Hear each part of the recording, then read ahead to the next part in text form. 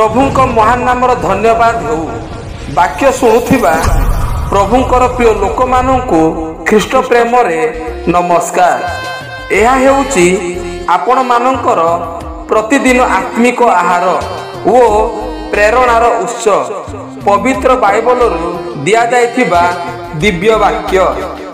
आसंतु पवित्र धर्मशास्त्र पठन करिबा। कारण ईश्वर जगत को एडे प्रेम कले जे से आपण अद्वितीय पुत्र को दान कले, जेपरि जे कई तांकठारे विश्वास करे से विनष्ट न होई अनंत जीवन प्राप्त हुए।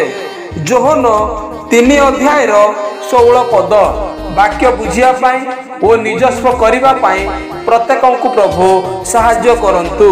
एई वाक्य द्वारा आपण माननकु आपण मानक परिवार को प्रभु सदा सर्वदा आशीर्वाद करंतु।